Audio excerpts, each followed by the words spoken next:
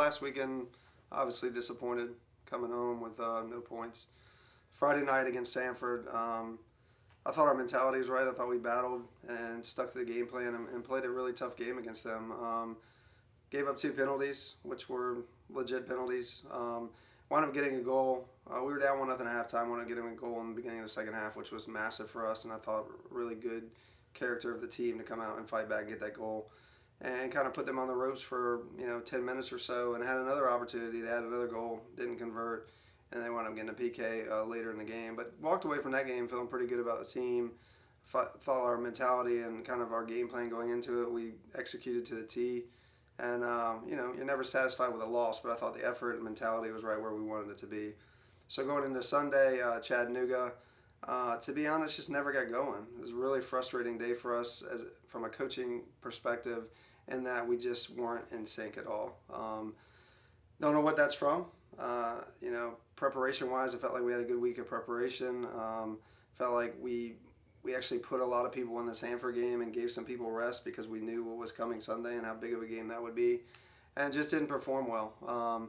We did a couple of things good enough to give ourselves a chance a couple times in front of net and just didn't convert. But all in all, was not good enough for what we expect. And so Chattanooga was frustrating for us, and not take anything away from Chattanooga. Good team, played well, deserved to win.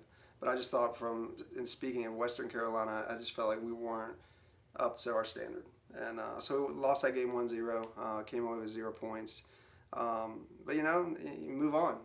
It's the next game, and this weekend we have Furman and Wofford coming in. Furman is a league leader and in second place in the league right now. Always sets a standard in our conference. I think them and Sanford are kind of the two that always find themselves towards the top of the league. Usually a very dynamic attacking team, have some very special players in the final third of the field, and it's going to take a quality effort on our part to get a result. But we're at home.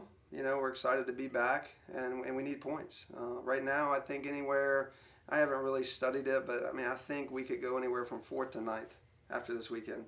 So there's a ton of spots up, and there's a lot of really important games this weekend. I think 1 through 10 could all change. And so, every game's important, so you take it one game at a time and you try to get the points that you can. Senior day, which is always, in terms of doing what we do, it's an emotional time. It's happiness, it's sad they're leaving, it's all those things wrapped into one. But Sunday's another game that's very important to us. We need points, and Wofford hasn't got the results that they probably expect or want to, but they're still a dangerous team, and I watched them on film, and Wofford is a quality team, just haven't gotten the results. So both games this weekend will be high importance to us to try to get maximum points, and then from there see where we get seeded in the tournament and be ready to play. The 4 seniors, obviously when you coach, at least for me, this time of year is a lot of reflection. You remember when they first got here, you remember recruiting them. You can't believe it's 4 years have gone by, and recruiting this day and age in women's soccer, we're dealing with a lot of these girls when they're 15 and 16 years old. So you get to know them, you get to know their families, and so it's always this time of year is always reflection and thinking about how much they've grown, not only as soccer players, but people. This class has been unbelievable in terms of personnel, just 4 great girls that really get it and have done amazing jobs here, not only soccer, but academically. You're talking about a class that has a 3.55 team class GPA. So they just excel in all the categories that are important to us as coaches, off the field, on the field, being leaders. So we're certainly going to miss them. But we're really young. The other part of the equation is we have 22 underclassmen, and a lot of those players have got on the field and got significant time for us.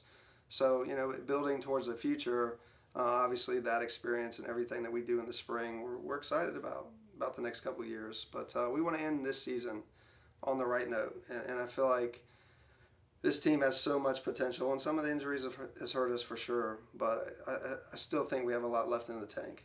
And so we're really concentrating on this weekend, putting ourselves in the best position we can to get in the tournament, and in the tournament, it's win 3 games and win a championship. So, that's the goal, and that's what we're trying to stay focused on.